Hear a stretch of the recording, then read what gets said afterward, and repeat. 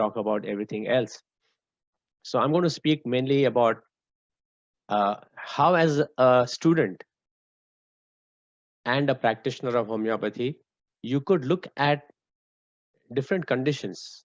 I'm using locomotor system and rheumatology as an example, but what I'm trying to put forward to you is something that is universally possible with all different conditions, whether it's the respiratory condition state, or whether is the circulatory state, whether it's the female reproductive organs. You can always try and use some sort of a method in the madness that we have with so many homeopathic remedies, so many different schools of thought, so many different philosophies, to try and at least understand how we can work towards uh, getting some sort of an approach towards these conditions.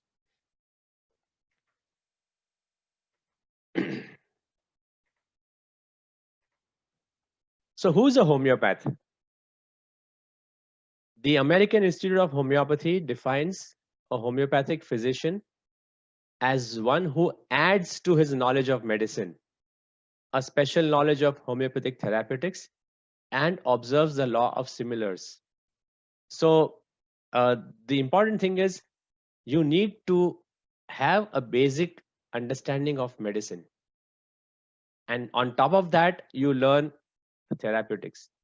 So that's why in most other countries, homeopathy is more like a postgraduate system of teaching of medicine. I had taught at a week or 10-day seminar that I had for students in Austria, where most of them were actually medical students and doctors. And for them, they had the choice of studying homeopathy and learning more about it while they were becoming regular doctors. And out there, to get an MD, you had to study for 10 years. And after that, you could maybe study homeopathy and learn more about it and then start practicing it. So you need to know your medicine well. And that's what I have always been telling all my students, including Dr. Ravi Doctor. So it's basically a science, but more important, there's also an art to the prescribing. There are different ways in which we can prescribe in homeopathy. And I would refer you to this book by Dr. K.N. Mathur, known as The Principles of Prescribing, especially for students, because it actually widens their horizon. They look at different possible ways in which they can uh, study cases and approach them from the point of view of prescription. So just to give an example, I'll just show you the title pages, the index.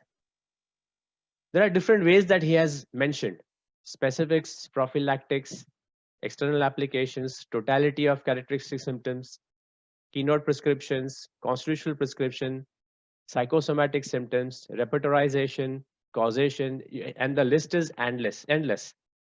So he's given 30 different ways in which you could possibly prescribe.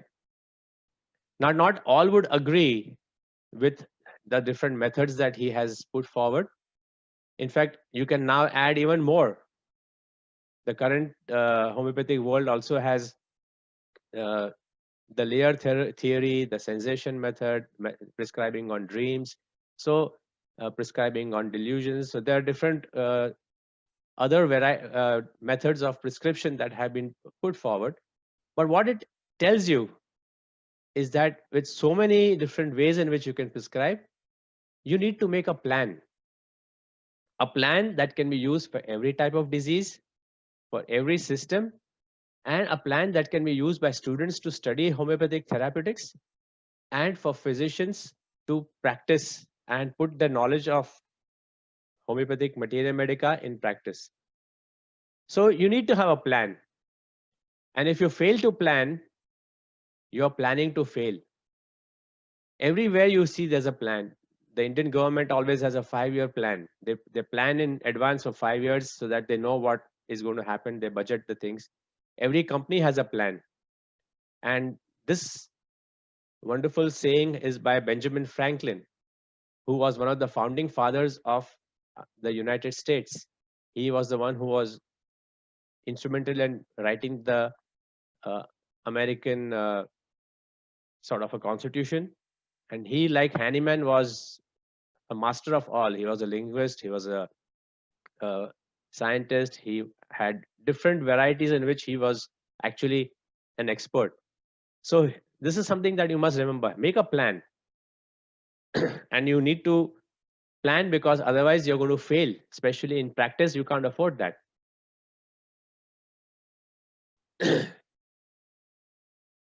Now, how would I look at prescribing, and what goes on in my mind when I'm prescribing?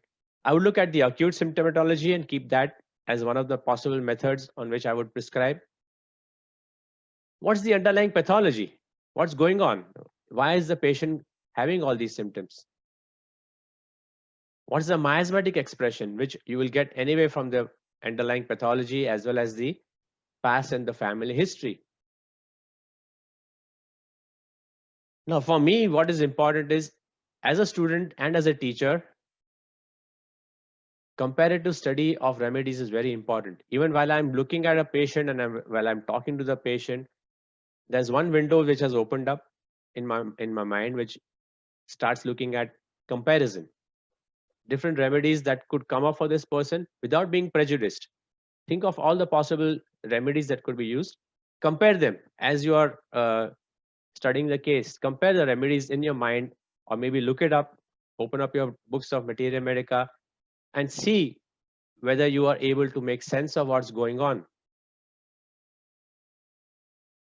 And the last thing would be relationship of remedies. Very important for me. I look for relationship of remedies in my prescriptions.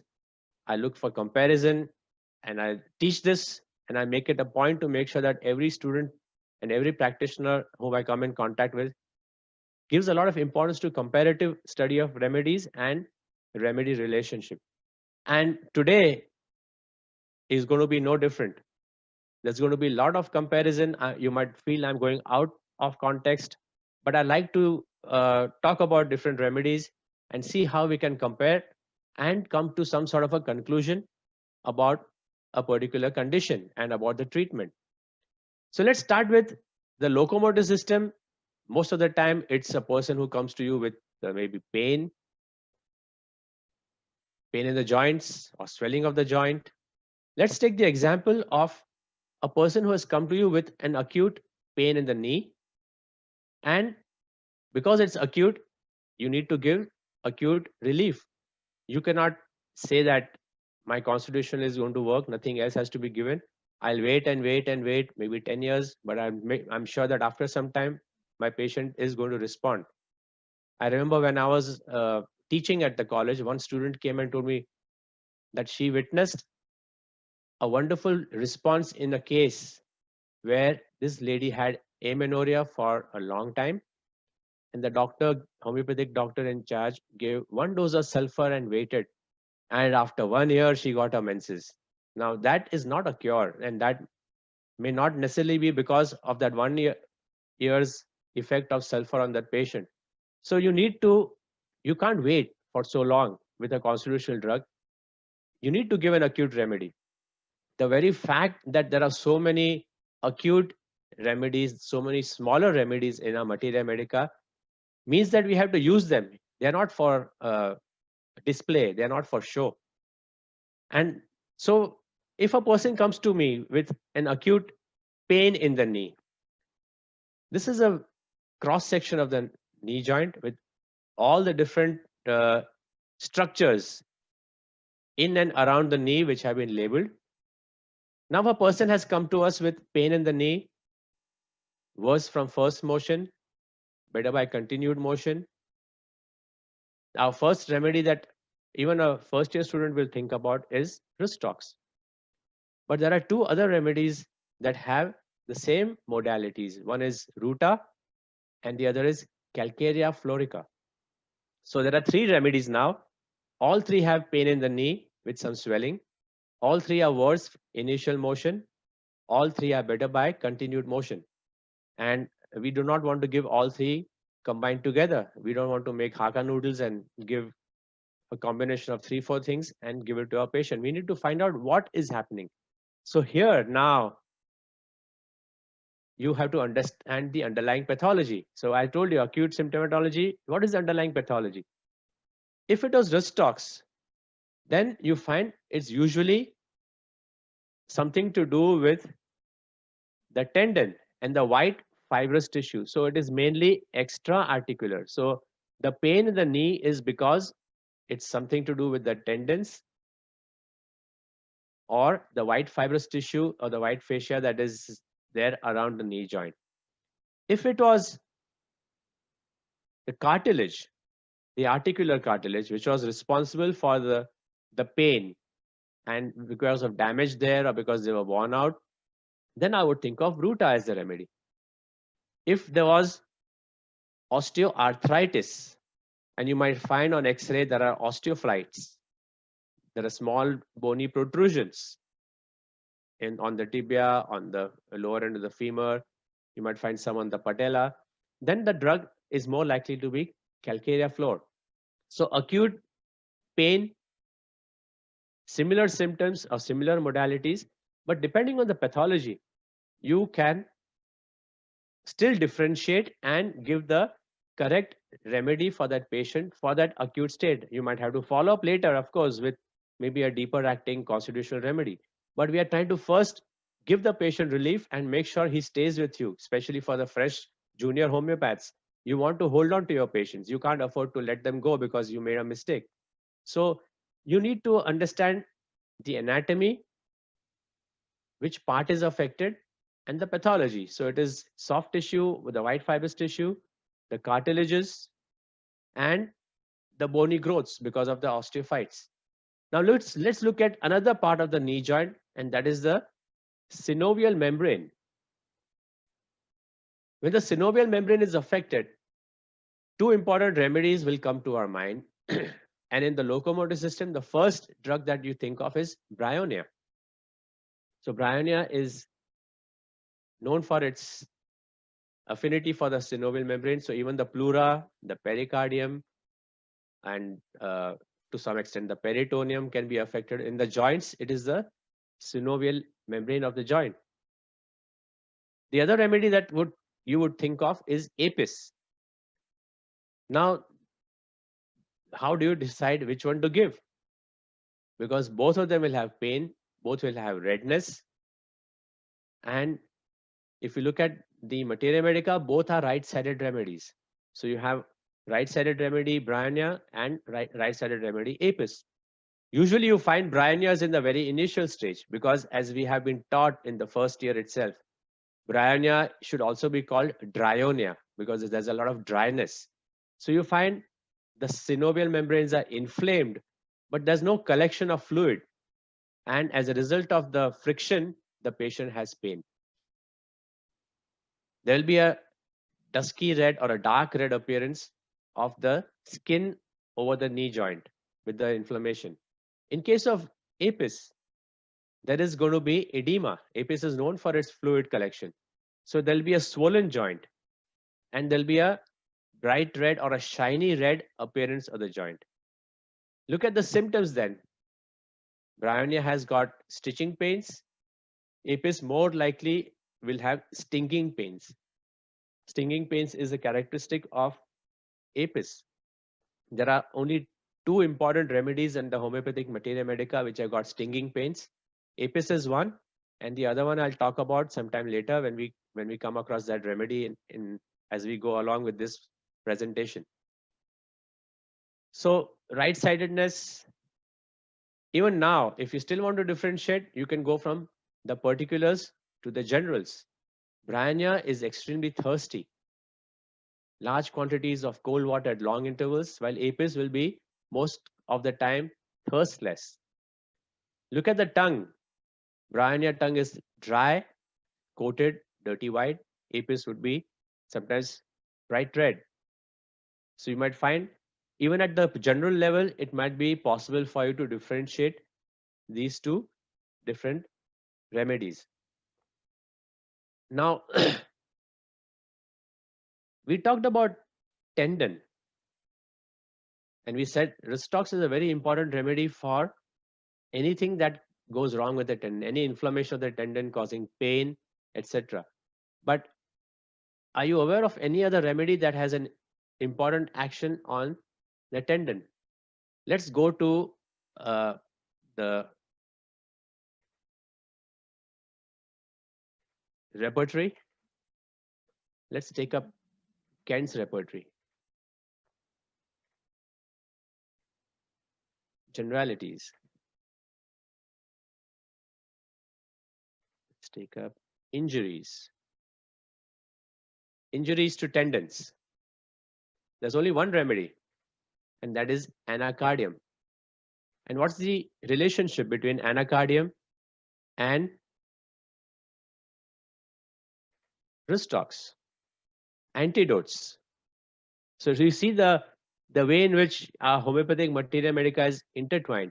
So anacardium has got similar symptoms as Rustox even in the skin, and they antidote each other. They're somewhat similar to each other, and they sometimes antidote each other. So remember that there might be some patients where Rustox may not be the remedy for your acute pain, especially if the tendon has been injured. Think of anacardium as the remedy. My basic idea is to make you realize that you need to keep your mind open. You need to be aware of all the different possibilities and scenarios and all the different remedies that we have that can be useful in different conditions. Okay. So we were talking about the knee joint, and let's continue with some of the other things in the knee joint. So if there was an effusion in the knee joint, you would have thought of APIS. But one remedy that we have used very frequently in our practice, when no other remedy seems to work and the patient has got swelling in the knee joint and an effusion in the knee joint, think of kali iodatum, kali hydroiodatum. It's a very important remedy. We'll talk about that later when we talk about as we progress with the presentation today. But I'm sure my associate doctors from my Mumbai clinic are attending today, and they'll remember and they'll be jumping with joy because we have seen good results with kali iod in patients where the effusion has come down after giving the homeopathic remedy. So when there's synovial effusion, think of also kali iodatum. Now we talked about injury to the tendon, but you could have injury to the bone. And if it is a green stick fracture, or where only the periosteum has been affected, then of course the remedy is going to be ruta.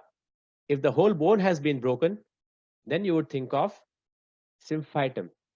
If there's a tendency to repeated fractures, then you would think of remedies like calcarea phos. So just look at the just one part of the body, just one area of the body, and we come across so many different possibilities, so many different conditions, and so many ways in which we can help with homeopathy. If there's a meniscal tear, a lot of people sometimes, those who are at least playing sports, cricketers, footballers, people who are doing martial arts, they often end up having meniscal tears. And in the initial first and second degree tear of the meniscus, once again, ruta is the drug you should think of. Same with the cruciate ligament damage. You could think of ruta as a remedy. So here we're looking at acute pain. What is the pathology, or what is the organ, or what is the tissue involved? So anatomy and pathology, and you make an acute prescription to alleviate the patient's in suffering at that point of time. You also see over here the deep subcutaneous intrapatellar bursa. We have a remedy in our homeopathic materia medica for a circumscribed red spot over the knee joint. It's also a remedy which is mainly used by most homeopaths for upper respiratory disorders, especially sinusitis and cough, where you have a dryness and a feeling of a stuffiness in the nose. No, it's not Kali bichromicum, it's another remedy. Let's go back to our materia medica. So let's open Materia Medica.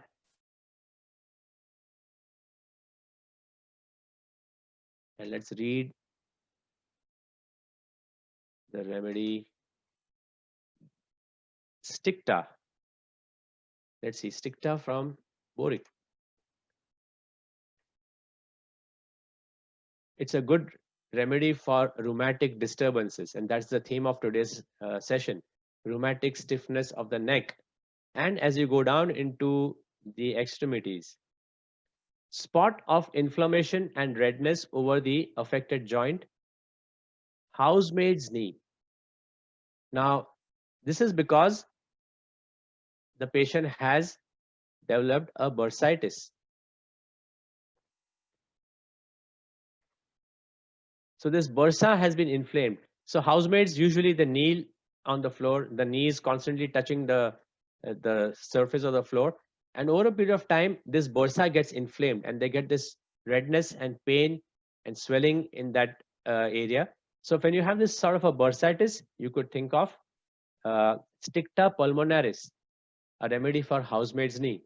So it at least takes care of the acute problem that they have with the uh, pain in the knee joint.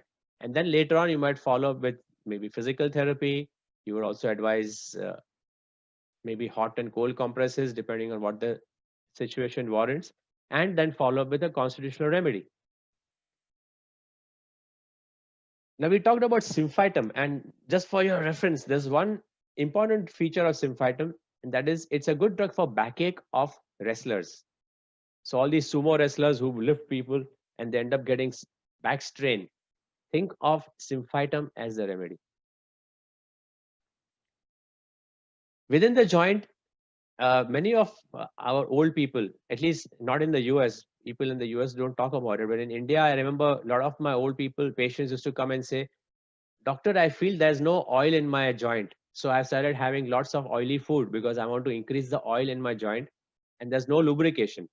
So when you have this symptom, sensation as if the joint lacked oil, we have a homeopathic remedy for that.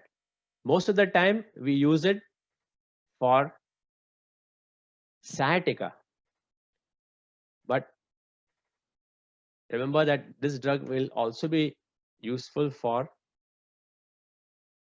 this feeling of or a sensation as if the joint lacked oil. So this remedy Nephalium is a drug you should keep in mind, and you will find pain in joints as if they lacked oil. It's a very good drug for muscular rheumatism of the neck and back, but most of the time we remember it for its intense pain along the sciatic nerve, and the pain alternates with numbness. That is the peculiarity of this drug. But very few people read Materia Medica carefully, and you will find this symptom that many of our patients come to us with, pain in joints as if they lacked oil. So coming back to our presentation.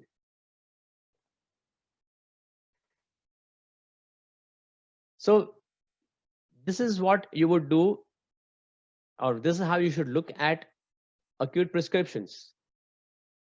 Look at the anatomy involved, look at the type of tissues involved, look at the pathology, and then you use your Materia Medica knowledge and the symptoms that the patient has to help differentiate between remedies, and then pick up the one that seems to be the closest and most similar to the patient's problem. And then you give it for the acute state, make the patient feel happy so that he comes back to you, and you can follow up with a deeper acting constitutional remedy to help prevent further damage, destruction, or degeneration. Now let's go back, continue with our presentation further. Now for me, whenever I study and whenever I've taught the therapeutics of any system, I like to classify it from a different point of view. I remember when I was a teacher, my teacher used to come, when I was a student, our teacher would come to the class and then start with the remedies from A to Z. All remedies for asthma, starting from with A and going all the way down to gingiber. And they would teach in that pattern, and we had to just cram it. But I feel there should be a different way in which it becomes more practical for you to use this when you see a patient sitting right there in front of you. And for me, the miasmatic approach becomes very important. I'm only going to talk about the three main miasms and of course tuberculosis, which was later added on. I'm not going to talk about the newer miasms that have come into the homeopathic world over the past 10-15 years. So let's stick to just the basics that Hahnemann had talked about, and maybe what was added by maybe Kent and Bonigusen.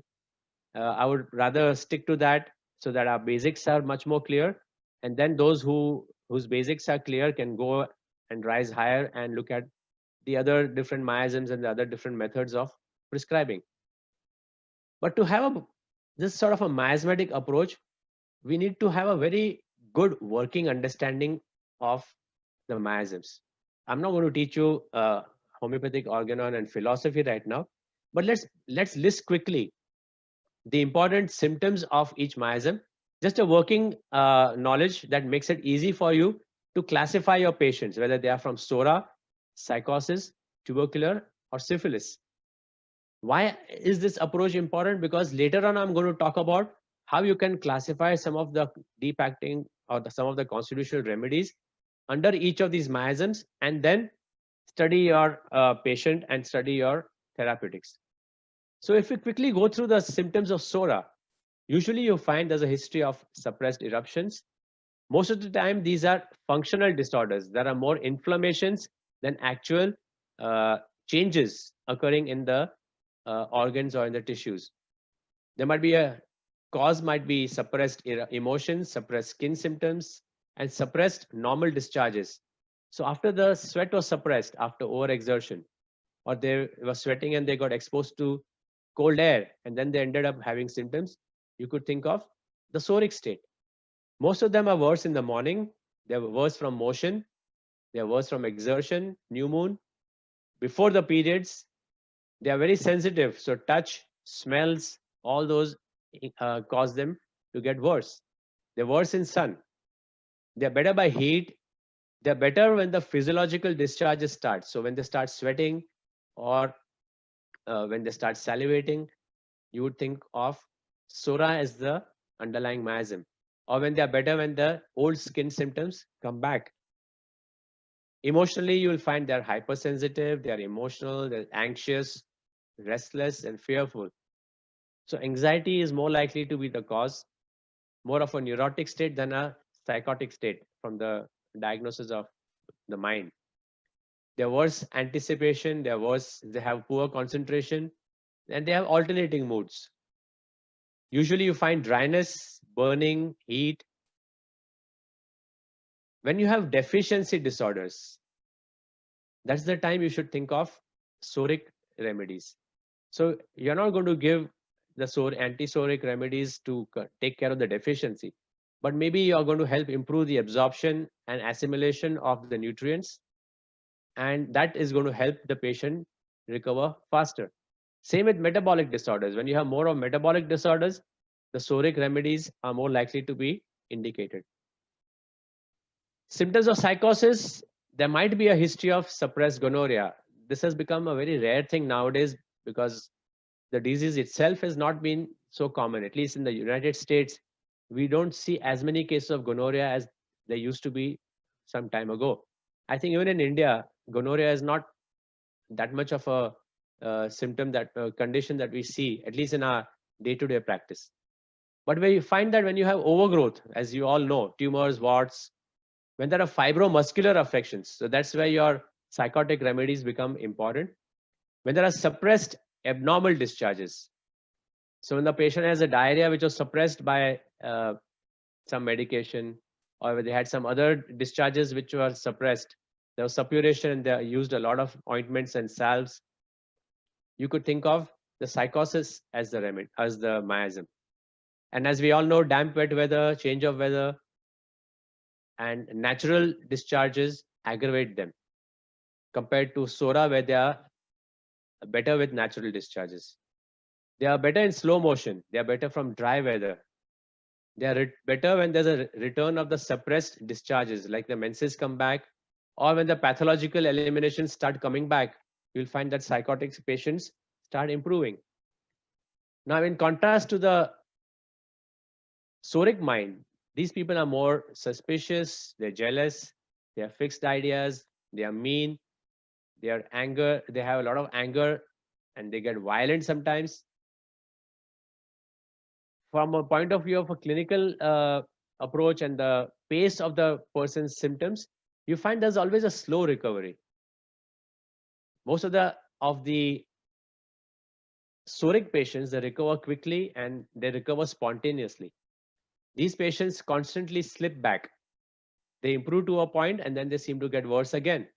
The discharges are more green, they are yellow, they are acrid, and the smells from the discharges are sour, they're fish brine like.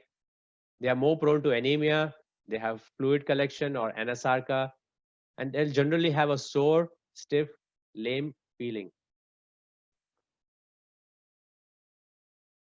Now, the tubercular miasm is supposed to be a combination of SORA and syphilis.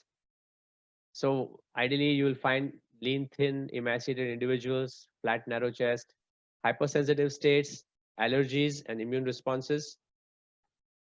Now, that is very important. The immune states, the allergies, or the hypersensitive uh, reaction of the body. So, for me, all these autoimmune disorders, I would be inclined or tempted to think of the tubercular remedies for such patients. And you find recurrence is also a feature of this condition. They have recurrent infections and they have a tendency to all those infectious diseases. Mentally, they are keen and intelligent and sensitive like the Soric patients. But you find physically they are weak, though they are mentally keen. Also, there's a tendency to bleeding, hemorrhages. And of course, you know the syphilitic miasm, there's more of destruction, deformity, there's breakdown everywhere, ulcers, fissures, affecting skin, the glands, the bones, blood vessels. Everywhere you see degeneration and destruction. There might be an ailments from suppression of abnormal discharges. They're worse from rest. They're worse exertion. They're worse from storms. Just the opposite of the Soric state. They're worse cold as well as heat. They're worse at night.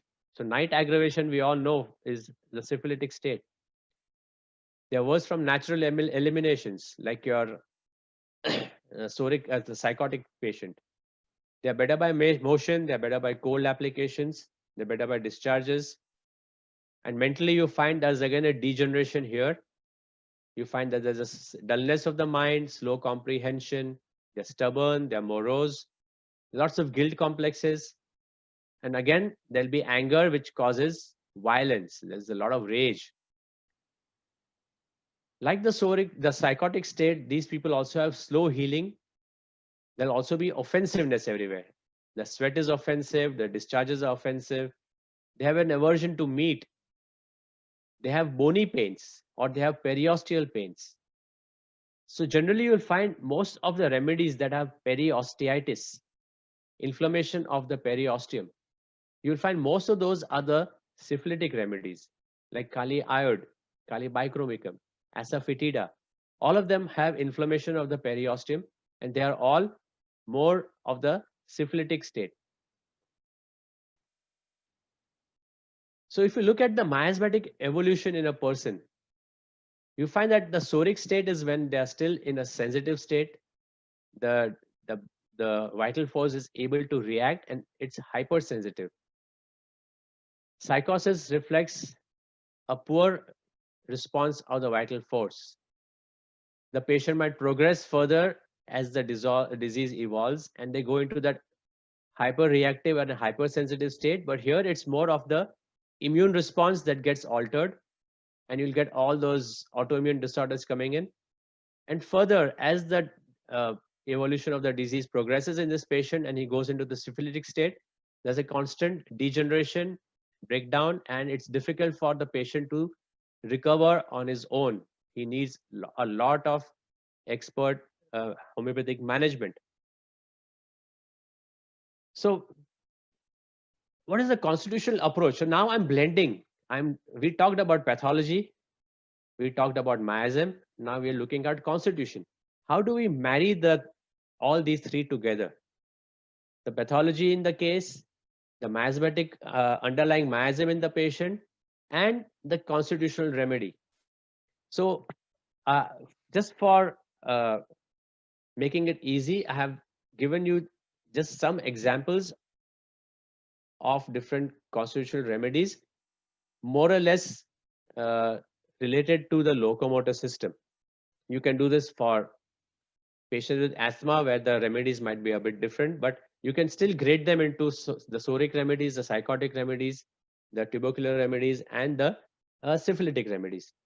Remember, even diseases like diabetes, they're not only one single miasm. You could have diabetes which is in the soric phase, like the gestational diabetes, or patients whose blood sugars rise because of anxiety, because of severe stress. And as the stress has gone, the blood sugar levels come back to normal. Then you might go into the patient can finally go into the psychotic state where they have full blown diabetes. In the tubercular state, you will find that there is now a tendency to hemorrhages, like inside the eye. The diabetic retinopathies have come in, or the nephropathies have come in. And you might find that in the syphilitic stage, now there's organ failures, gangrene, you can get kidney damage, the heart is affected. So the same disease doesn't have to be typically one miasm. It can go from from the basic soric miasm all the way to the syphilitic miasm. So let's look at the soric state, and the three representative remedies I have chosen for today are calcarea carb, lycopodium, and sulfur. Now remember, we talked about metabolic states in soric miasm. We talked about the fact that there is deficiency disorders, and let's see how it correlates with these drugs. In the tubercular, I have picked up two just as an example. Now this is not a hard and fast rule. I'm just giving you an example, and it doesn't mean that you have to only prescribe these remedies. As a disclaimer, I want to say that any remedy is going to be useful in your patient depending on what that patient's symptoms are. But I'm just trying to make you look at how you can classify, how you can develop a plan in your treatment, and depending on the individual case, of course, the remedy will differ, and the plan also will be modified by you. So let's start with calcarea carb. I'm going to also do a bit of remedy relationship at the same time, as well as comparative materia medica. So you find this is, everyone knows calcarea carb personality, or calcarea carb constitution, and you find they're the big fat chili patients. They're hesitating, they are indolent persons, they think they'll never be cured. Now what you find is you look at first in the patient is that these are the obese patients. They're the fat, fair, and flabby patients. And obesity is known to cause a lot of joint problems. You end up getting backaches, you end up getting knee pains, you can get pain in the ankles. And if it's long-standing obesity, then this patient from the soric state might finally go into the psychotic state, or maybe even further, with degenerations occurring within the joint. So if you have a patient who has started becoming fat, who started gaining weight, you could think of calcarea carb as a remedy if the patient comes with joint complaints. You'll also find in the background there could be an endocrinal problem. So there's some amount of metabolic and endocrinal disorder. It could be something to do with the thyroid and the thymus. Now, if you look at your homeopathic materia medica and you study calcarea carb, it's also a very important remedy for tendency to sprains and chronic sprains. So chronic sprains, you could think of calcarea carb. The acute of calcarea carb in joint conditions is, as you all know, wrist tox. So wrist tox can be followed by calcarea carb. The acute of calcarea carb and acute inflammations, where the joint has become very painful and red and swollen, you might even want to consider the belladonna, because belladonna and calcarea carb are related. Calcarea carb is a complementary of belladonna and the chronic of belladonna, and Rustox and calcarea carb also are related. You have one peculiar modality of calcarea carb, and that is aggravated ascending. They find it difficult to climb. In general, they are worse ascending. Most of the time, if you're a routine prescriber, this is enough for you to prescribe calcarea carb. But I would like to also caution you, because to be a routine prescriber can also have a lot of pitfalls. For example, let's look at the repertory again.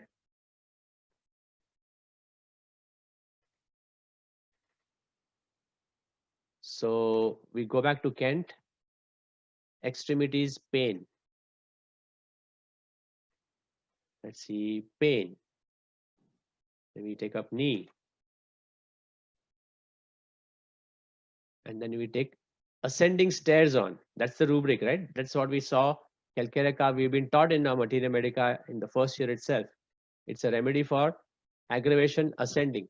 But you find in the knee joint, it is not featured at all. So your calcarea carb has a general aggravation from ascending.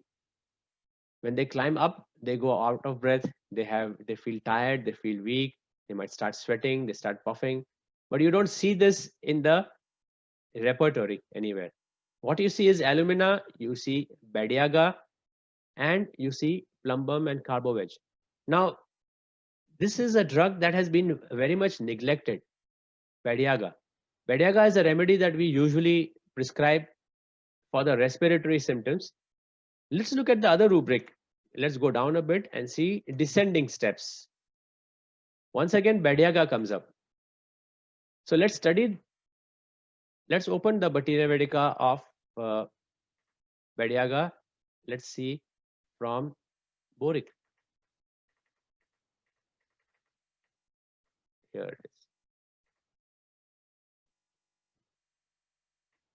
And now if you look at the extremities,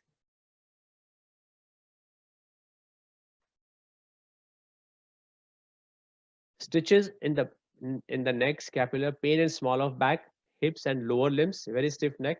Muscles and skin are sore, as if beaten.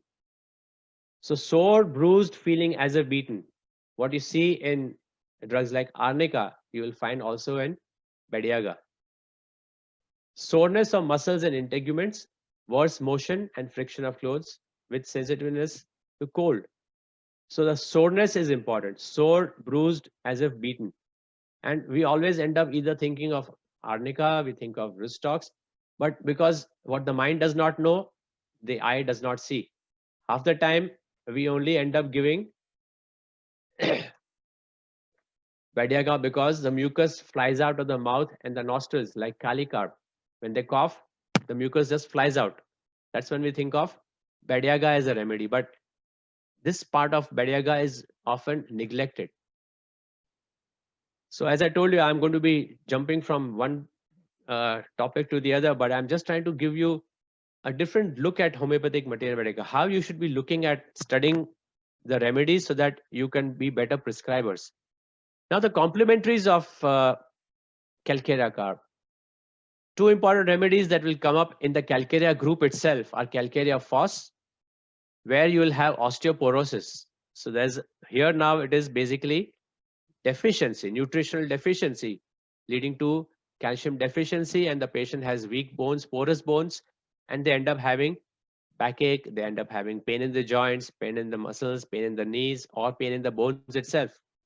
So when you have osteoporosis with this calcarea carb personality in the background, you might start thinking about using calcarea phos instead of calcarea carb.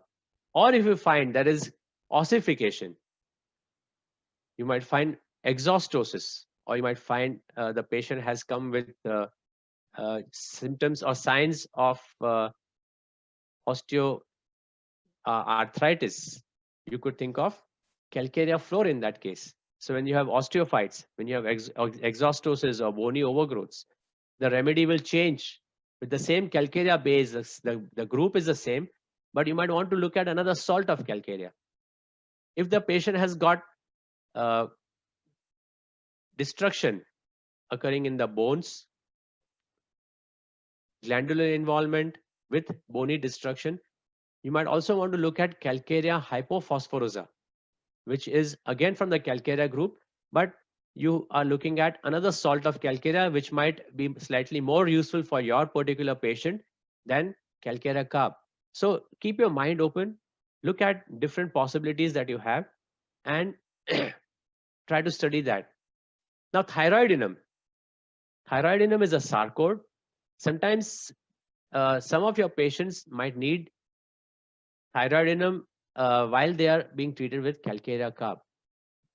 Both of them have thyroid disorders, both have got craving for sweets, both have got symptoms which are quite similar. And the thyroidinum might be used as an intercurrent in such cases. The next remedy we have is lycopodium in the miasmatic constitutional approach. And here again, the metabolic activity is important. The liver is not functioning well, the kidneys are not doing well, and you are going to consider this remedy for patients who have what nowadays the orthopedic surgeons and the rheumatologists called crystal induced arthritis. So in other words, gout, deposition of the uric acid crystals in the joints, and the patient comes with pain. So I'm not going to talk about the fact that, I mean, you all know that this is a patient who has 4 to 8 p.m. aggravation. They have craving for sweets. They are anxious patients, and they have uh, bloating, especially lower abdomen. They like warm things. So those are all the other constitutional features of lycopodium, which you all know.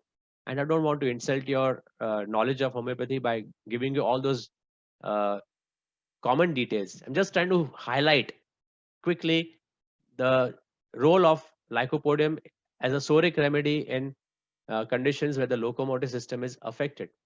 Now, in lycopodium with this crystal induced disorder, you might have other remedies that are useful, which are also known as drainage remedies. Why they call drainage remedies is because they help to drain out the metabolites. Now, the metabolite that usually you find most commonly involved in this drug is the uric acid crystals. You'll also find this drug is known for its red sand in the urine, for its kidney stones. So there's a tendency for the deposition of crystals in lycopodium. And some of the remedies like lithium carb, benzoic acid, sarsaparilla, ammon benzoicum, they are the ones that will be useful for you uh, as drainage remedies. They are, or some people call them satellite remedies. So lycopodium is in the center, and like how the moon moves around the earth, the satellite of the earth, these are the acute remedies that might be there around lycopodium. And you might call upon one of these remedies when you need to help uh, take care of the acute state. And they help in drainage. Now, lithium carb, we all know is good for the joint, but I don't know if anyone is aware of the fact that it's a very good remedy for one of the variants of angina pectoris. There is one variant of angina pectoris called angina of micturition. When the patient urinates, he gets chest pain. And that's when you should think of lithium carb. They have pain in the chest worse before urination, and it is relieved after urination. So they have chest pain or cardiac pains, which are very common in lithium carb, and they are one of the variants of angina that are mentioned in the textbooks of medicine. Benzoic acid. What everyone remembers is that benzoic acid has urine that smells like that of a horse. Now, what is benzoic acid? In the liver, you find that the benzoic acid is broken down into a substance called hippuric acid. Now, hippuric acid is the end product of metabolism, and it is passed out in the urine. And this hippuric acid has a smell like that of a horse. So the benzoic acid basically is metabolized in the liver, and this remedy will be thought of in some of your lycopodium patients where the urine becomes extremely offensive and you have crystals in the urine. Sarsaparilla, unlike Lycopodium, has white sand in the urine. Though it has got a right-sided kidney affection, but you'll find white sand in the urine, and you also find there's pain at the close of urination. So you find that's basically because there's a bladder stone, the stone in the urinary bladder. At the end of urination, it irritates the internal meatus and it causes pain. One more remedy that I can remember, which some of the CMP students who are attending my outpatient clinic would, if they are attending here today, will remember, is Urtica urens. We had this old lady who was on Lycopodium for her gout for a long time. And one day she came with skin symptoms, a lot of itching on the skin. And she had symptoms which are very similar to that of Urtica urens. And we gave Urtica urens to this Lycopodium constitutional case. And she used to live in the suburb of Mumbai. So our OPD was in a suburb called Villeparle, and she was living in Vasai, which is, I think, about 45 minutes away by train. So she used to come to us usually once in 2 or 3 weeks for a follow-up. But we had called her back after a week because she had this acute skin complaints and she had some involvement of the joint too. When she came back the next time, we also told her that she used to get her urine routine done almost every 2 or 3 weeks because she's had a tendency to urinary infections. So she got her urine routine, and this time when she came back, her skin improved, her joint pains had gone away, and her urine showed lot of uric acid crystals. So here was your Urtica urens working like a drainage remedy. It was helping get rid of the supersaturated crystals of uric acid in the blood. It got it all out through the kidneys into the urine, and it helped alleviate her pains in the joints, as well as, of course, the skin symptoms for which we had actually prescribed it. So unknowingly, we gave Urtica urens to her as a satellite remedy of Lycopodium, and it helped her quite a lot in her joint issues too.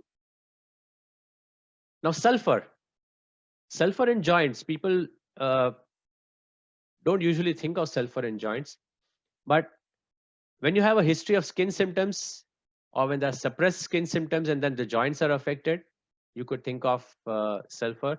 When rheumatism alternates with skin diseases, you could think of sulfur. When rheumatism alternates with gastrointestinal symptoms, like they get enterocolitis or diarrhea. Now remember, ulcerative colitis is one condition which is also autoimmune and which sometimes needs the help of a rheumatologist, because some of these people also develop joint issues. So when this is the basic underlying state, you could think of sulfur. You have sulfur who's a hot patient, who craves sweets, who sweats profusely, offensiveness, all those other symptoms of sulfur you all know. But I'm just giving you an overview. Our aim today is to give an overview of our approach to locomotor complaints using the constitutional state. Now in the acute state, what are the remedies that a sulfur patient might need? You need to be aware and you need to be ready with your armamentarium. You should be ready with all the acute remedies in case your sulfur patient goes into an acute phase. What do you give and when do you give it? Most of the time in the very initial stage, you could think of ferrum phos or aconite when the patient has acute joint issues. In cities like Mumbai, and I'm sure even in Kerala, aconite is not the remedy for the weather. We never have that very dry and cold weather. We always have a lot of humidity.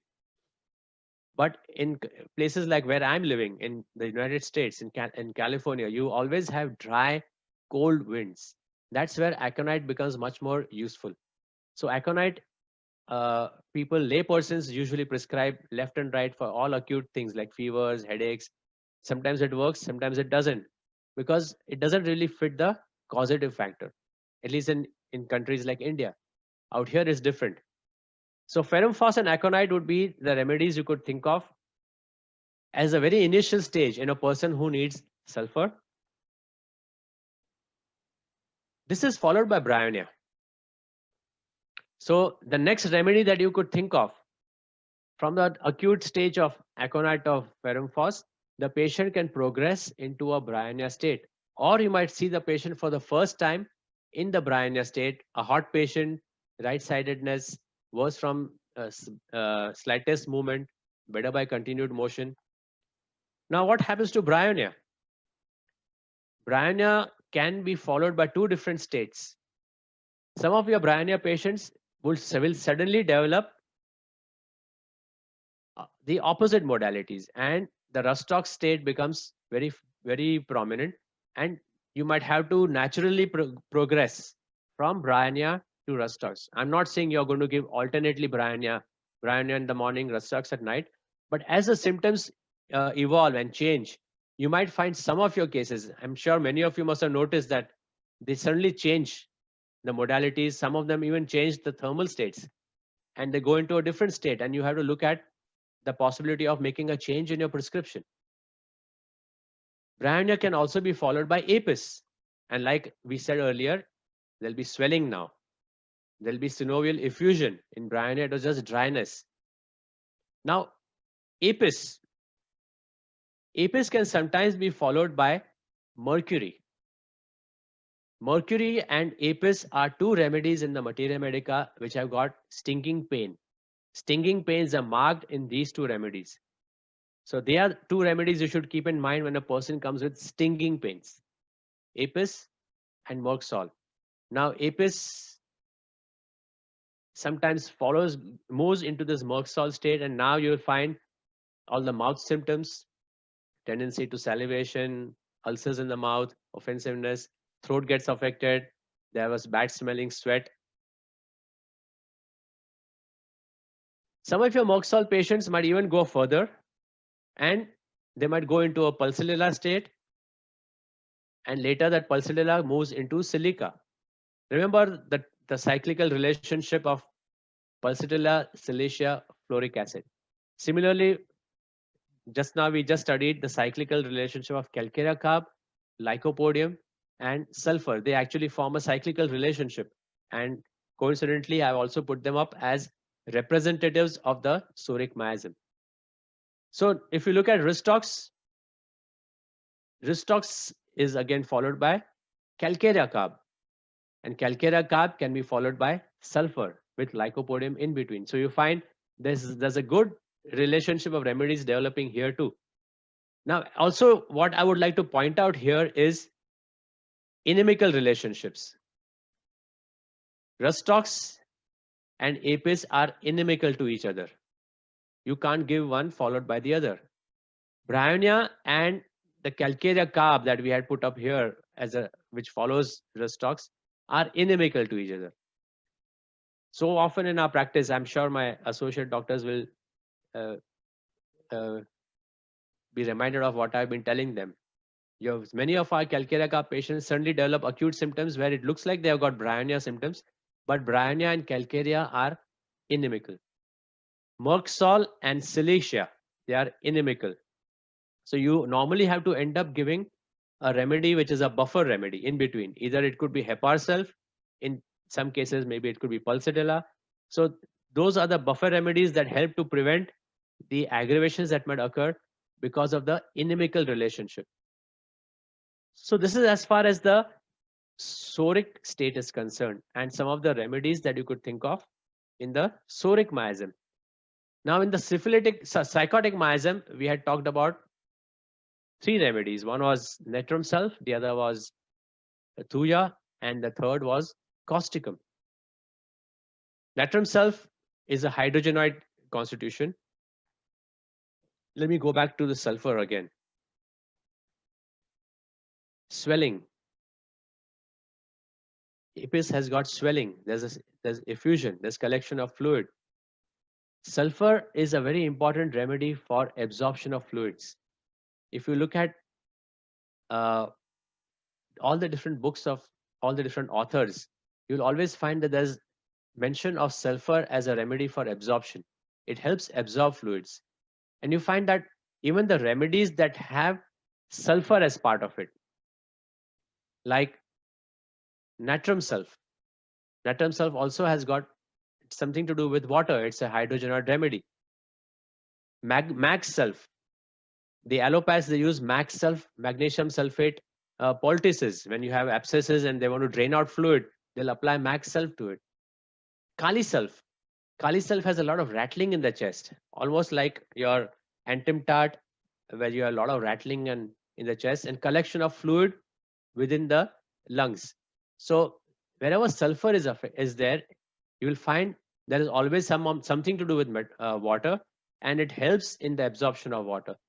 There is one remedy called Merc sulf, Mercurius sulfuricus.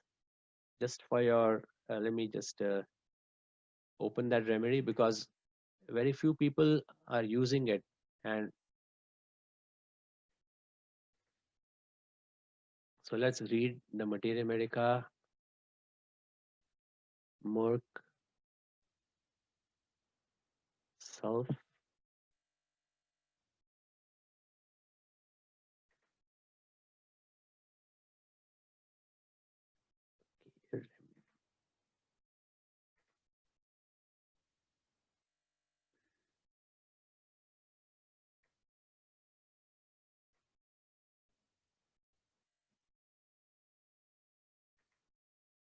Mercurius sulfuricus.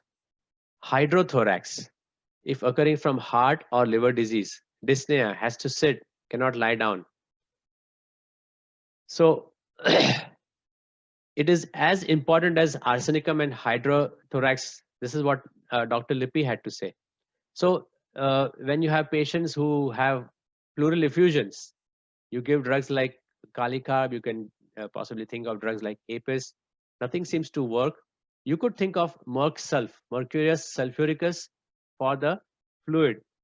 It's a very important drug for hydrothorax and collection of fluid. So once again, this is a sulfur part of it.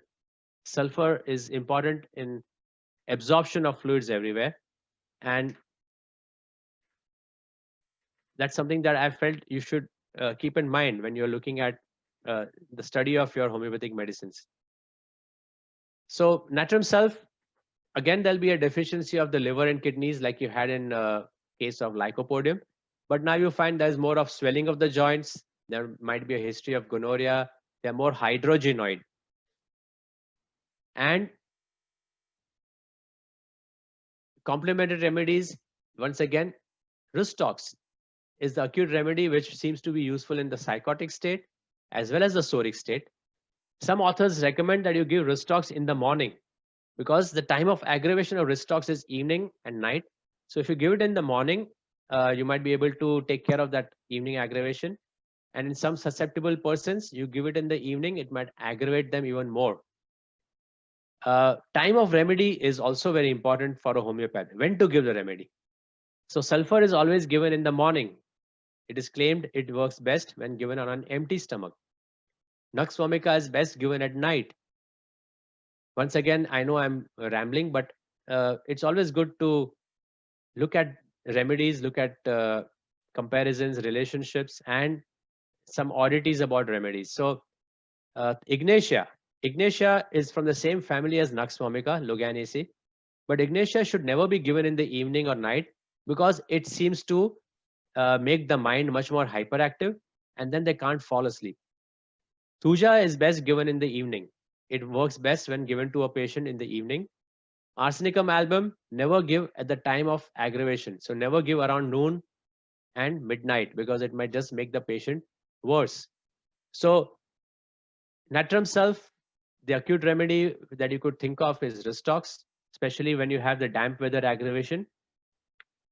Rhododendron is another drug which is very useful for patients with joint affections, and they have again dampness. When there's a thunderstorm and the patient gets worse, that's the time you should think of giving natrum sulf. Sorry, your rhododendron too. Dulcamara is another remedy that you can think of when you have history of humidity and after taking cold in summer. Dulcamara is also very useful for warts, and it's a very important antipsychotic remedy. Now, Aranya diadema. Most of the time, we think of it for just the calcaneal spurs, pain in os calcis. But it has got some other peculiar symptoms that I thought might be interesting for you to note. You might find that there are some patients who come to you with this complaint, and let's see, Aranya mind, the mental state. Aranya, not from, let's see, from Boring.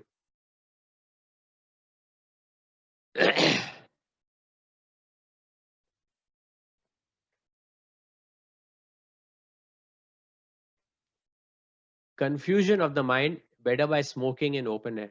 There are many people who use that as an excuse. I need a smoke. I need a smoke. I can't think clearly. Let me smoke and I'll clear out my mind. Maybe they are the Aranya diadema patients. They are basically, it's a spider and it affects the CNS. And as you can read here, it's a very good drug for the hydrogenoid state. Abnormal sensitiveness to damp and cold, inability to live near freshwater lakes, rivers, etc., or in damp, chilly places like natrum sulf and thuja. And of course, we all know the pain in the os calcis, sensation of swelling, and usually the extremities are very painful. You could think of this drug for bony pains. Coming back to natrum sulf. The next remedy I would like to put here is thuja, which is the king of antipsychotics. That's what we've been taught. And it sometimes becomes a constitutional remedy, but most of the time it becomes a remedy which comes as an intercurrent or maybe as an anti-miasmatic. You would like to give it in a patient with a very strong psychotic history where a constitutional remedy has worked to a point, and now you give thuja and you find that the patient's symptoms suddenly change for the better. So there's history of an aggravation from vaccinations. There are lots of other remedies that you can think of for that, including antimtard, including silica, including melandrinum. Melandrinum has got tendency to raggeds in the skin. You find deep cracks and cuts in the skin. So when you have vaccinations and patients have symptoms which are like psoriasis in some cases, you could think of melandrinum. But that, anyway, that's out of our topic for today. Some of the homeopathic authors in the past have also mentioned that they have a tendency to a bluish white lower lip. That's the appearance of the patient in thuja. Like calcarea carb is always a fat, fair, flabby, always sweaty and chilly patient. This patient may have a bluish white lower lip. Amongst the delusions that I have seen only once in my practice in this last, I've been practicing homeopathy or I've been a student of homeopathy, if you can say, for the past 40 odd years. And only once I've had this patient who came to us and said that he feels as if his bones are very brittle and they'll break. So he's very careful and he doesn't like anyone to come close to him. Not like the arnica patient who doesn't like people coming close because he's afraid of pain if they touch him, but he's afraid they might break. He has a delusion that they are made of glass. So till now, I've only had one patient. Of course, thuja did help that patient, but some of these delusions may not always be as prominent in your patients as they appear to be so dramatic in the books of Materia Medica. But when you get such cases, it just makes you feel really happy that you could find this sort of a symptom in your patient and you are able to give the relief. Now, causticum. Causticum is an antipsychotic remedy, but it's just the opposite of natrum sulf and thuja, because here it is better in damp. There are 3 or 4 remedies that you should keep in mind that are better in damp weather and worse in dry, cold weather. Aconite, Hepar sulf, causticum, and Nux vomica. All these remedies are better in damp weather and they're worse in clear, fine, and dry, cold weather. So giving Hepar sulf to a patient who gets wet and gets a wet cough may not always work, because the ailments from is different from what the patient has. Ailments from of HEPA herself is dry cold winds and not damp wet winds. So this is a peculiarity about causticum, an antipsychotic remedy which is worse in clear fine weather, better by in the rain, better in humidity. You will find lots of osteocartilaginous, osteomuscular involvement with muscular paresis. Think of this remedy for uh, rheumatism with deformities. So ankylosing spondylitis and mainly rheumatoid arthritis, this drug has a very important role to play. Pain in the hips while coughing is something that you might find as a peculiar symptom in causticum. Of course, you have other causticum symptoms of tendency to warts, aversion to sweets, and the mental state, which sometimes is so close to phosphorus that they become inimical to each other. They are extremely, what's the word for it?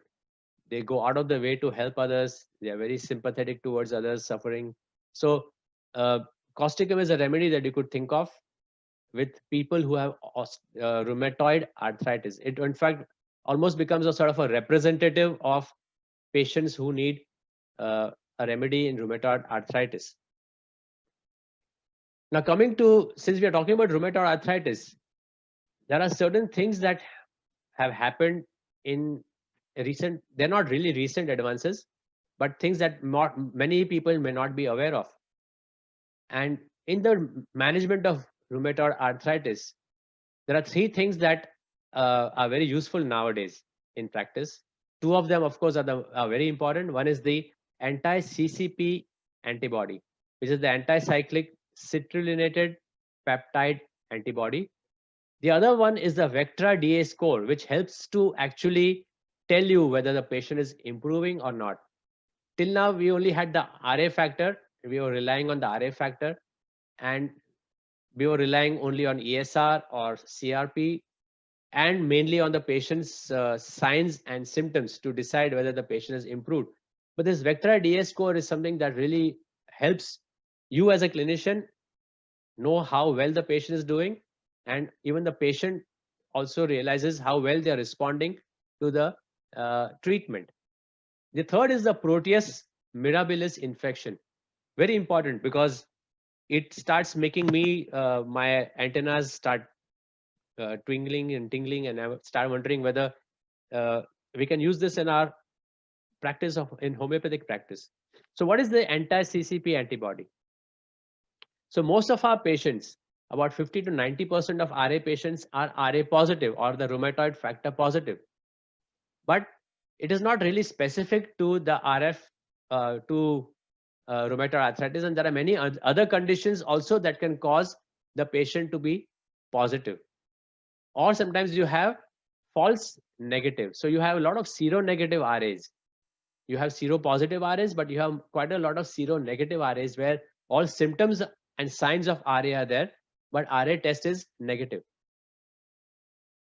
Now, the CCP antibodies, they have been reported in approximately 40% of seronegative RA cases. So those patients who are negative with the RA test, they can be positive here when you do the CCP antibody test. And it is a test that helps you decide whether there's a chance of developing erosive disease in these patients with RA.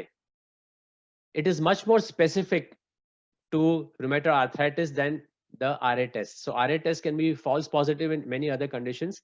This is also can be false positive, but the chances are much lesser when you do the anti-CCP antibody test. So out here in the US, most of those patients that come to us for homeopathic treatment of RA, we always find that the anti-CCP has already been done. And that becomes a good point of testing for us, because it tells you how good or how bad the condition is. So it has been found that people who test positive for anti-CCP antibody, they usually have a more aggressive set of symptoms, and they are more likely to get severe joint damage. They are also more likely to have frequent flare-ups, and the remissions also are less likely to be expected than in the people who have negative or lower anti-CCP antibodies. So it gives you a sort of a prognosis, and it tells you how bad it is. For a homeopath, it also tells you that you need to be looking at not just simple acute remedies, you're looking at constitutional remedies and maybe even the anti-miasmatic approach, because you need to work towards preventing the destruction and prevent the recurrence of the complaints. What is the Vectra DA score? This has been, it really makes you feel so happy when you see this in your patient, because as the score starts falling, you start feeling elated. So there are 12 biomarkers in the blood that are used, and all these are collected together, and depending on how those biomarkers are in your blood, they make a score of 1 to 100. So 1 to 29 means it's low, 30 to 44 is moderate, and 45 to 100 is high. Of course, the higher the score, the worse is the implication for your patient's joint issues. So usually less than 20 is negative, and till 40 is weakly positive, till 60 is positive, and over 60 is strongly positive. And this is for all ages. It doesn't matter whether you're a child or an adult. So you find that those who are in the low range, they are at a lower risk of joint damage compared to those who are in the moderate or the high range. And those who are in the moderate and high categories are the ones who can have uncontrolled inflammation, and they might require treatment modification. That is from the allopathic point of view. From the homeopathic point of view also, we would look at maybe looking at anti-miasmatic, intercurrent remedies, deep acting constitutional remedies to try and make sure that we bring this patient back towards as low as possible. Now, Proteus mirabilis is something, this is not a very new thing. Some of you must be aware of it, but they have found that quite a few patients who have RA also used to have infection in the urine, or these organisms were found in the urine, and the organism that was prominently found was Proteus mirabilis. So this Proteus mirabilis is an organism that is found in the urine of patients who have RA. This was highlighted by two authors, researchers, Alan Ebringer and Taha Rashid, and they have put this in one of the journals, the Journal of Clinical and Development Immunity. It's in the 2006 March volume.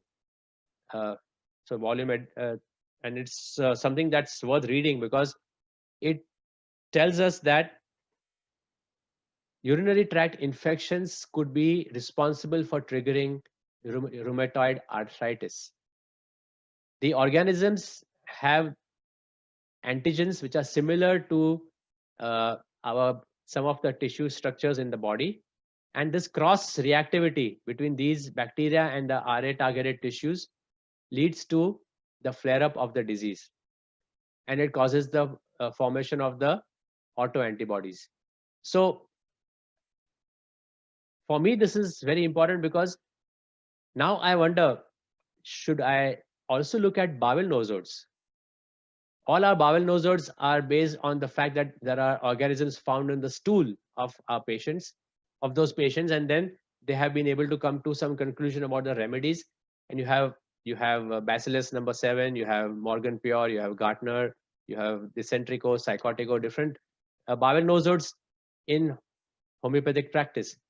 Maybe these bowel nosodes should be studied in greater detail when we are dealing with such autoimmune disorders, considering that Proteus mirabilis has been found to be one of the infective organisms which could possibly be related to this condition. So let's quickly go through one case that I would like to share.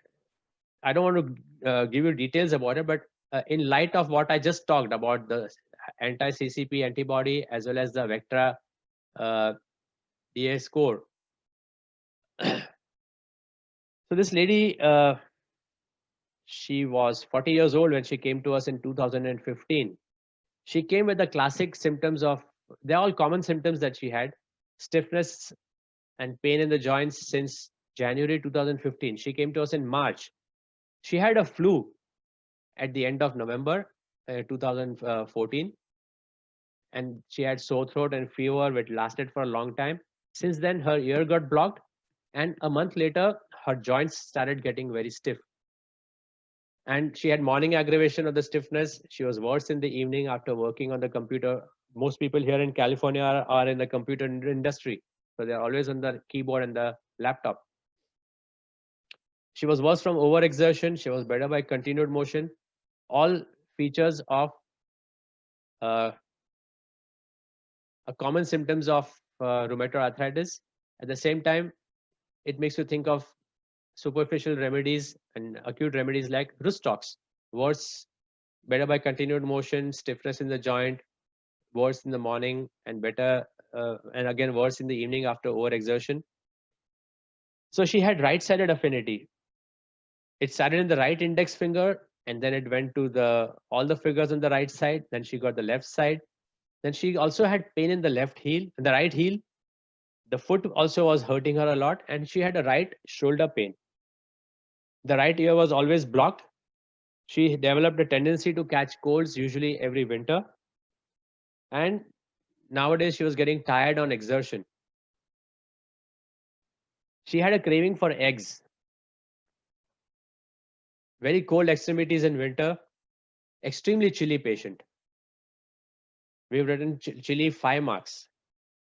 And emotionally, she was very sensitive, very anxious about the health of children. She had just started a new job, and with this illness, she was anxious about her work. And that used to sometimes make her feel her confidence would go down. And she also was easily affected by misbehavior of others, and especially when she heard about cruelty to children, when she saw something on the news where some children were affected, she used to always feel bad about it. Now, there are many more other things. She has a history of hypothyroidism since the last 10 years. She had an ovarian cyst, which developed a year ago, but then subsequent ultrasounds showed that the cyst had disappeared. She had one ectopic pregnancy in 2011, and they had removed the right fallopian tube after that. Mother also has RA. Family history: increased lipids in the father. Sister is hypothyroid. Son has got recurrent ear infections, and daughter, uh, at that time the daughter was just 2.5 years old, and she had developed diabetes mellitus type 1. So we gave her calcarea carb on this totality, which did to some extent help her. And this is what it was just before she started homeopathy in March. She had got herself investigated in February. These were the findings. ESR was 25, uric acid was 4.4, ANA was very high, 1:640 dilution, and the anti-CCP antibody was also extremely high. So she was diagnosed with RA and lupus by her rheumatologist, and she came for homeopathy because she was already put on methotrexate and she wanted to avoid that. Now, with the homeopathic remedies, she did respond well. And as you can see, the ESR started coming down. Her CRP also remained fairly good. In November 2015, her doctor decided to get the Vectra DS score done. It was not done earlier, so we don't know what the levels were earlier, but the level was 57. And we found that, oh, those from March to November, she had improved, but not to our satisfaction. So we had a relook at her case. And we found that one thing that was very peculiar was that it happened after influenza. After the influenza, all her symptoms developed. Her joints came up. She developed the blockage of the ear and she developed a tinnitus. And we decided to give her a dose of influenzinum 1M.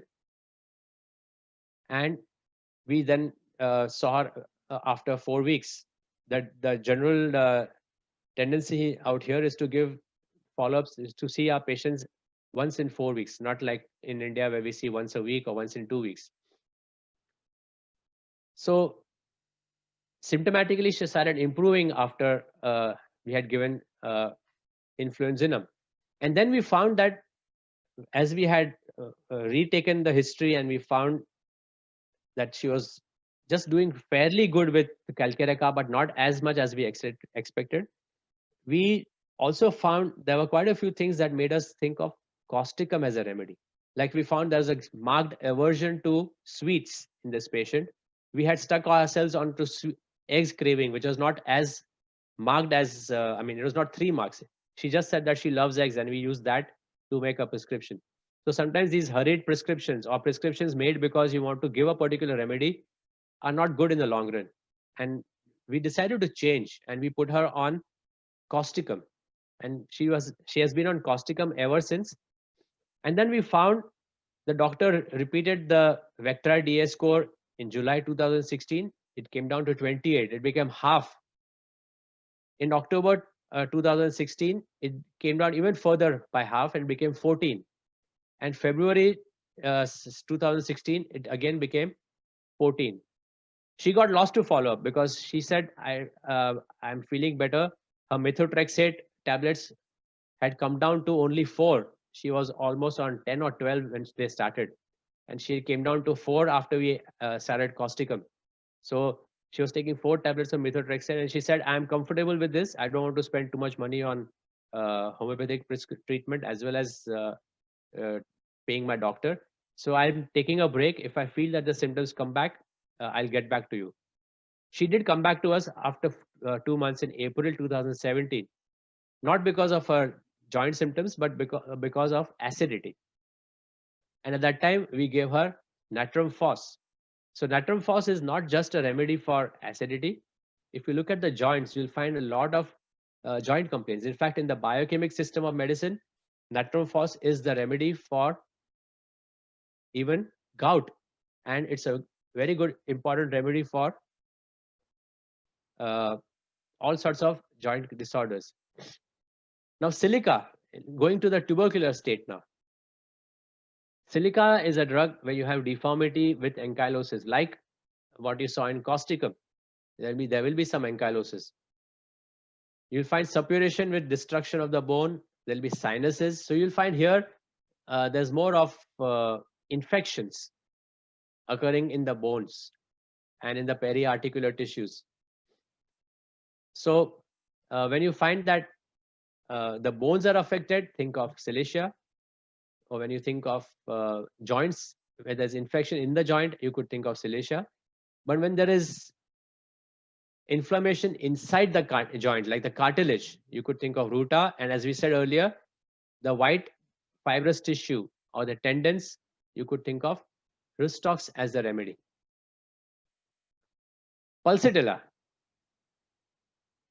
not a very important remedy for RA, but that is not the scope of today's lecture. We are talking about all sorts of locomotor problems.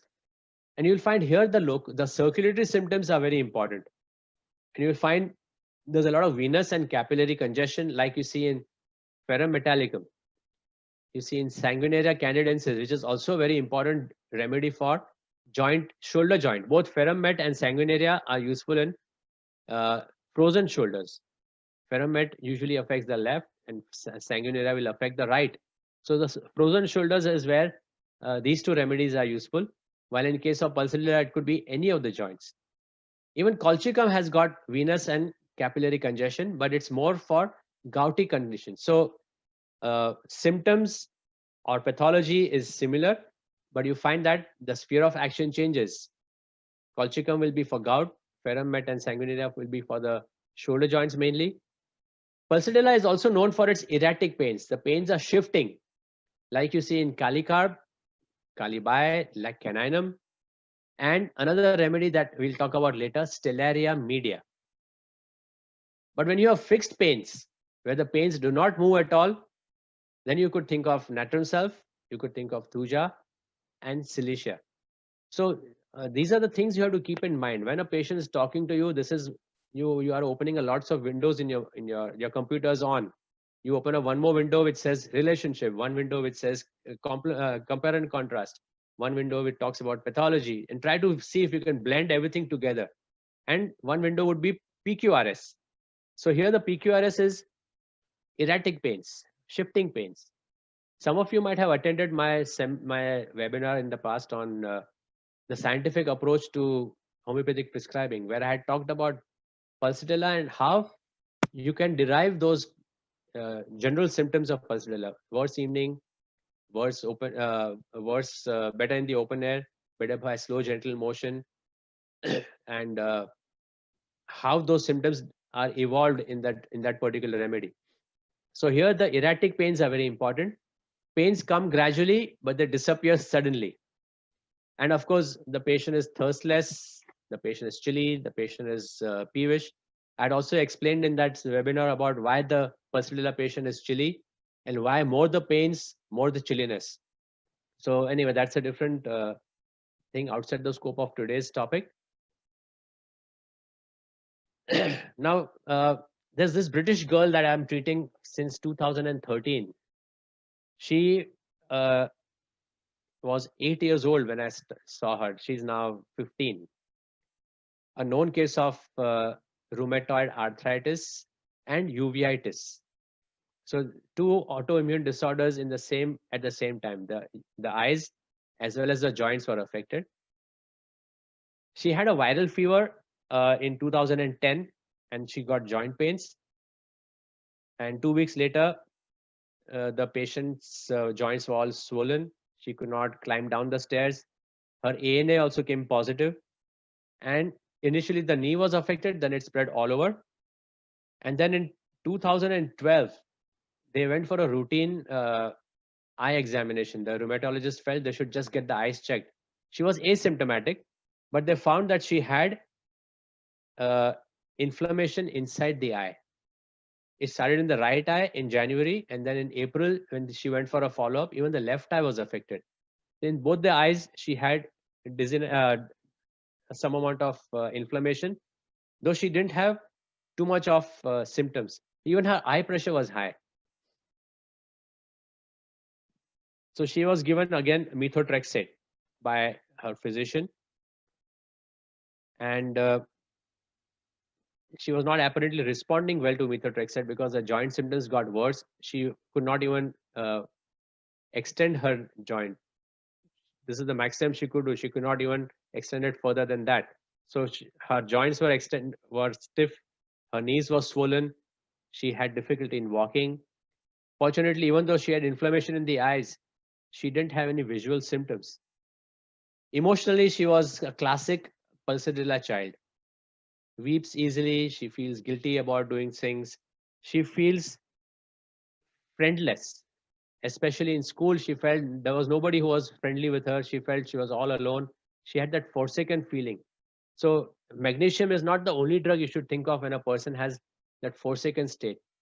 You should think of pulsatilla as another very important remedy. She was also extremely fastidious, a perfectionist. Now, if you look at the rubric fastidiousness in the repertory, let's see. I think we are going to overshoot, but then I'll try to wrap it up fast. Let's share this again. So we go to, let's see, complete mind.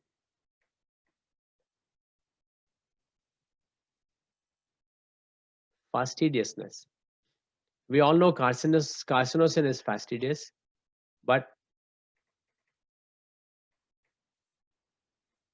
you'll be surprised that pulsatilla is also as important for fastidiousness. So it's a remedy that you should think of for patients who are extremely fastidious. She was a perfectionist at work, school. She wanted to be best. She wanted to be perfect. If she made a mistake, she would tear the page and start writing all over again. So she was extremely fastidious. She had lots of moles all over the body. Now, moles, again, the first remedy that most of us think of is carcinosin. But if you look at moles in the repertory and look at moles, you'll find again Pulsatilla is the remedy which is much more marked than carcinosin. This is just for your knowledge, just for an information I'm trying to share with you. So we started with Pulsatilla for her. She has done very well, even though it's a plant remedy, very superficial in its action. She has done extremely well.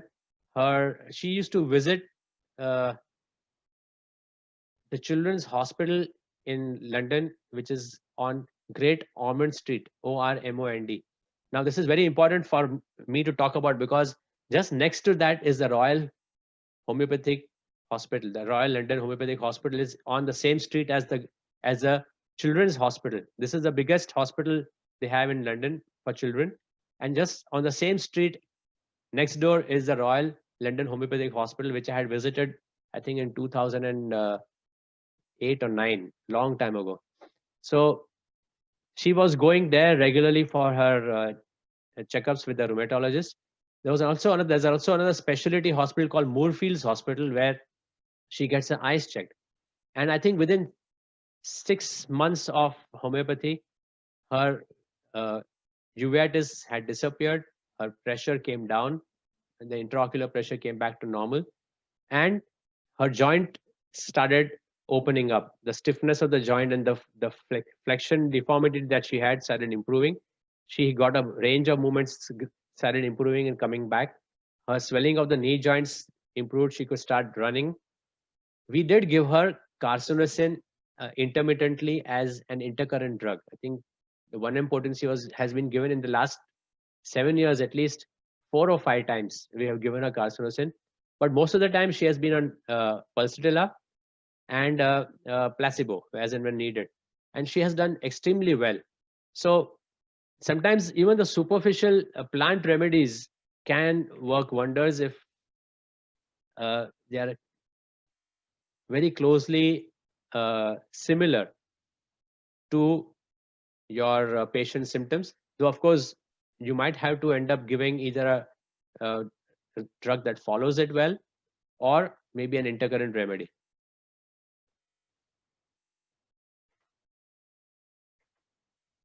Now let's look at the syphilitic miasm.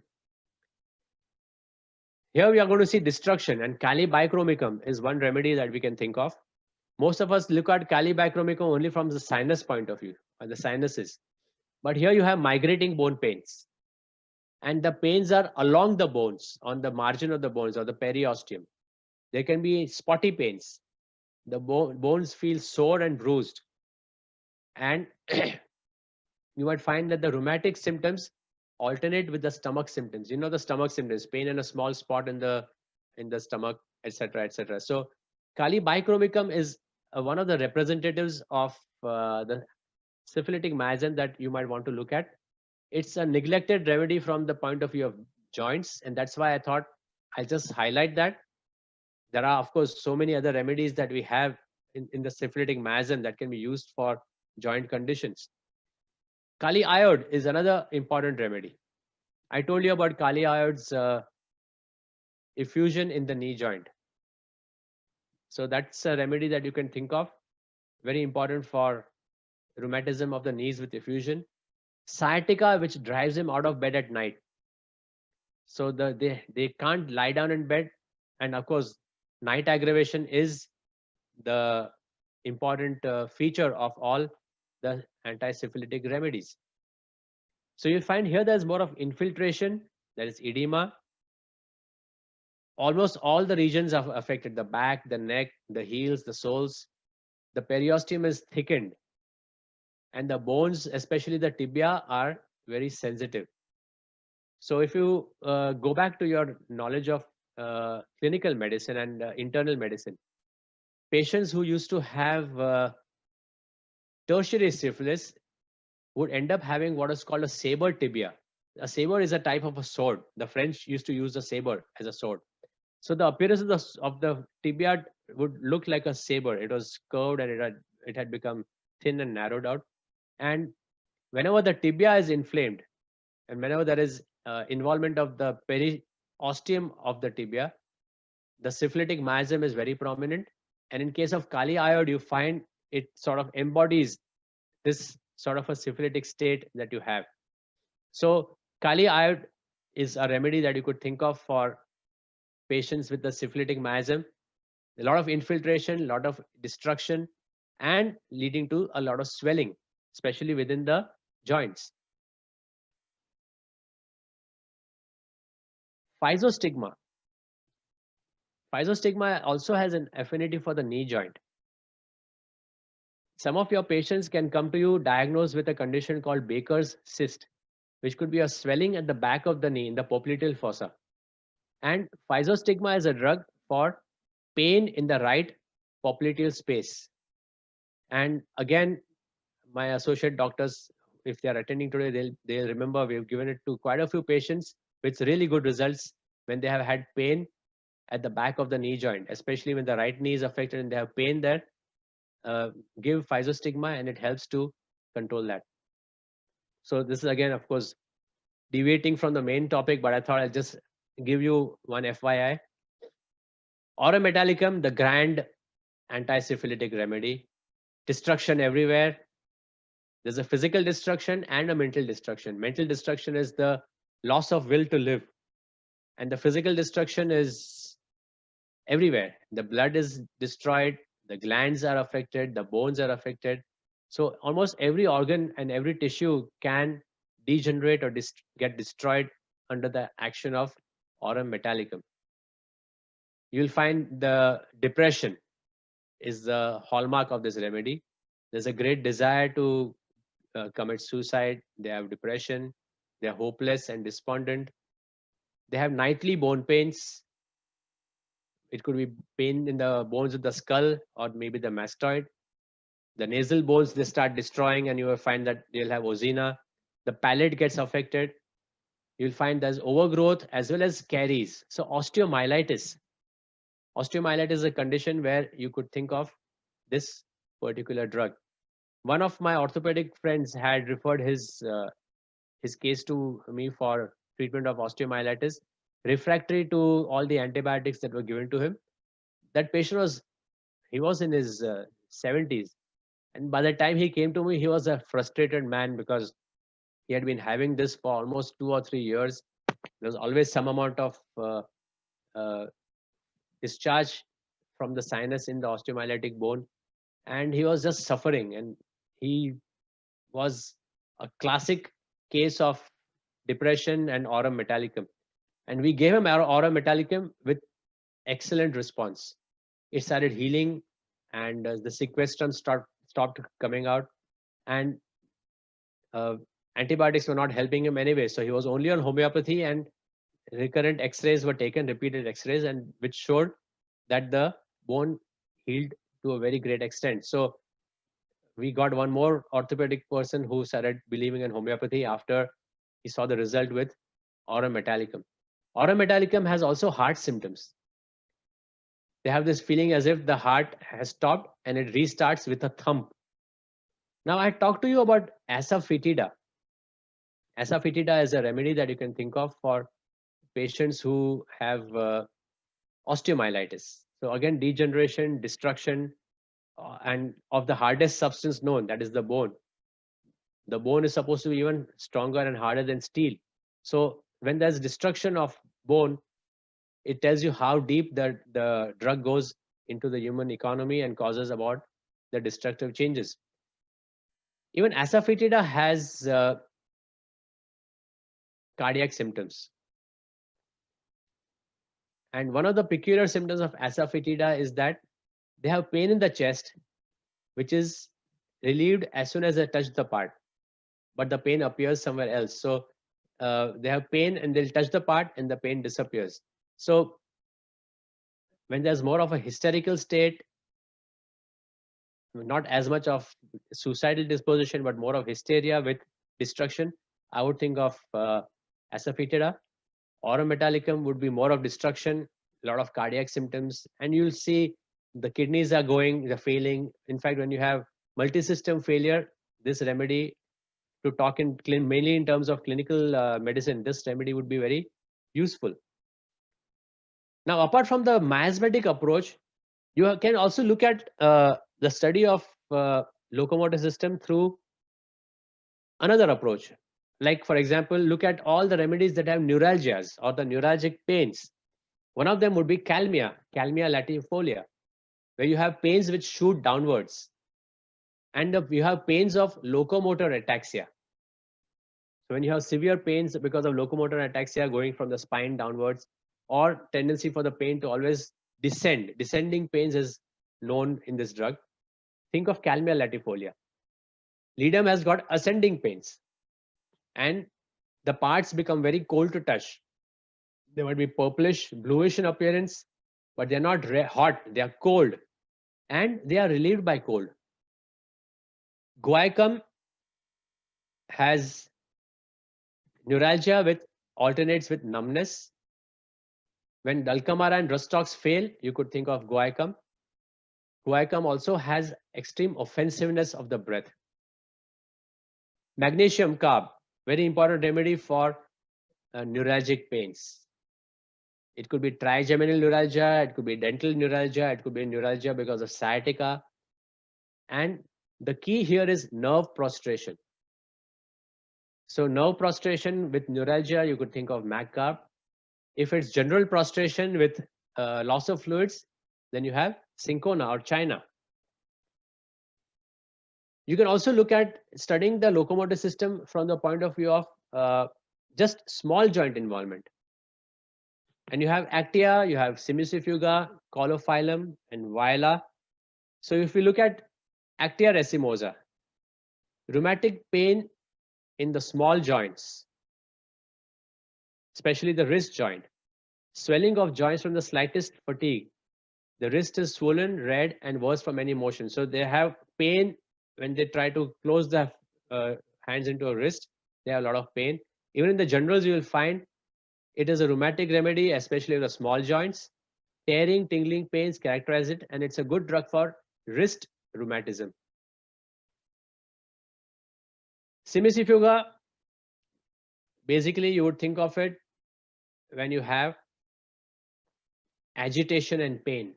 That's the general guiding symptom for this remedy.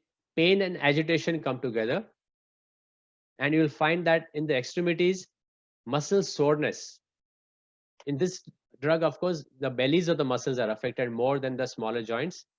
And you find whether it's the tendoachilles or any of the other joints, everywhere you find the bellies of the muscles are affected. And the spine also becomes extremely sensitive. Colophyllum. Colophyllum also has an affinity for the smaller joints. And you have, again, the wrists, the fingers, the toes, the ankles, all the small joints are affected. And the pains are erratic, like we saw in Pulsatilla and Kalicarb and Lac caninum. They change place every few minutes. They keep shifting. So that's when you could think of Colophyllum. Viola is a remedy which has got an affinity for the carpal and metacarpal joints. So basically the wrist and the palm, the joints, the bones of the wrist and the palm. So these are the drugs, these are the knuckles will be affected and the wrist joint will be affected in Viola odorata. It's also a good drug for the deltoid muscle, rheumatism of the deltoid. Most of us use Viola odorata for the migraine headaches. But remember that the joints, small joints also are very important. Then you have the rarer remedies. It has been my dictum, and I always tell all my students, a remedy is rare only because you don't know anything about it. Once you know about it, it is no longer a rare remedy because now you know everything about that remedy, and you should be using it frequently in practice whenever you have indications of that remedy. So Formica rufa is one which has got sudden onset of rheumatism. It is prepared from the crushed live ants. And you know what happens when the ants bite you? You get those pains, you get swelling, you get redness. So all those symptoms that you get, like what you would get with an ant bite, you would get in the skin as well as in the joints. So the stiff, contracted joints, the muscles are strained and they feel they are torn from their attachment. Excuse me, sir. Your PPT is not visible. That's not shared. Okay. Let me share it again.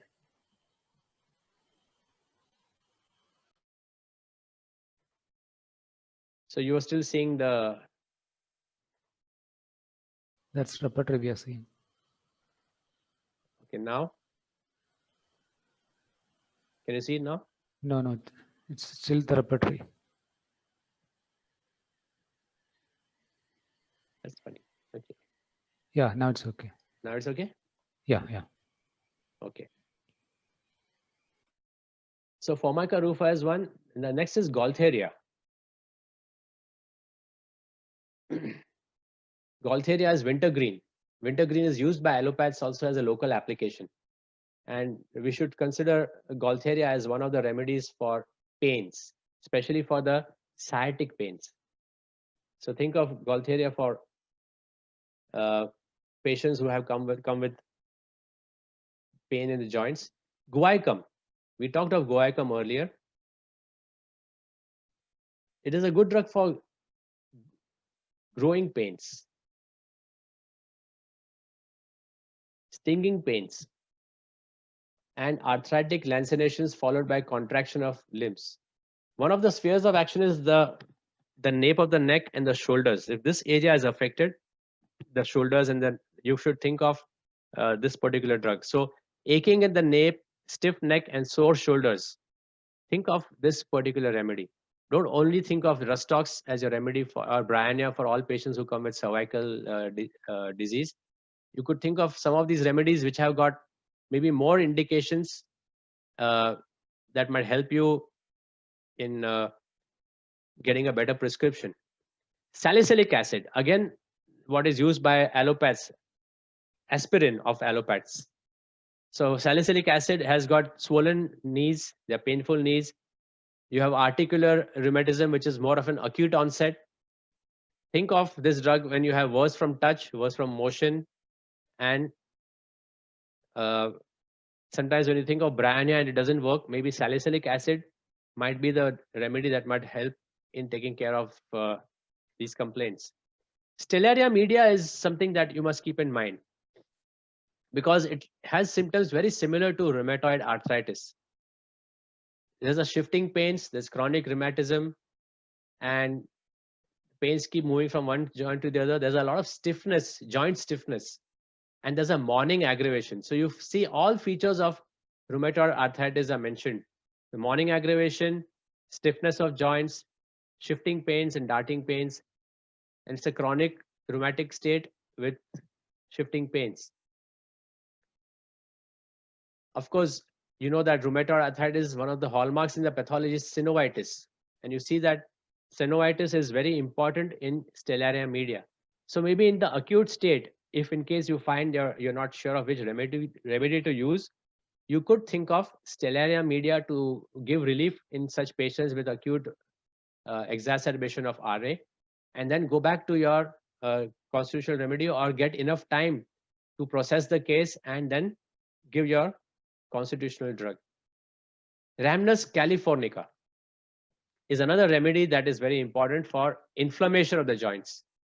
It's a California tree. It's a coffee tree of California. And this is a drug where you find the patient has got a lot of muscular pains, inflammation of the joints, tendency for the pains again to move. There's a metastasis of pain. A lot of provings are being done by homeopaths all over the world, even in India. But I have a very good friend, Dr. Todd Rowe, who is the president of the American Medical College of Homeopathy, where I was teaching for some time. And he is a very, very senior allopath who has turned into a homeopath. He's a psychiatrist, actually. He's practicing classical homeopathy, and he is a master prover. He has proved a lot of remedies in the US. And I like his approach towards proving. Basically, what he does is he proves the indigenous plants and animals, things that are growing and things that are there in your current location, in your community.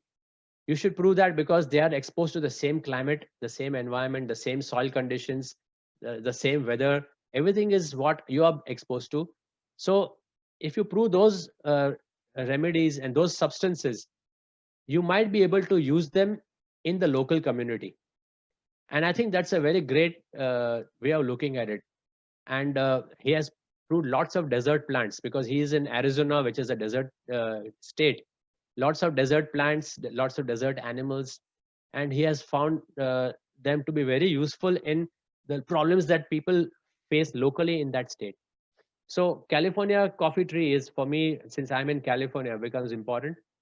And this is just something that some of you who are research minded would like to look at. Start proving remedies or proving substances which are present or growing locally in your region, because those are the key to sometimes the issues that patients might have in your locality or in your community. So anyway, that's again digressing, but this is a good drug for inflammation, small joints, and when there's a lot of muscular and rheumatic pains. In fact, Boric writes it is one of the most positive remedies for rheumatism and muscular pains. One more way of looking at the study of remedies, especially when you're looking at the practice of homeopathy with respect to locomotor system, is the imponderabilia.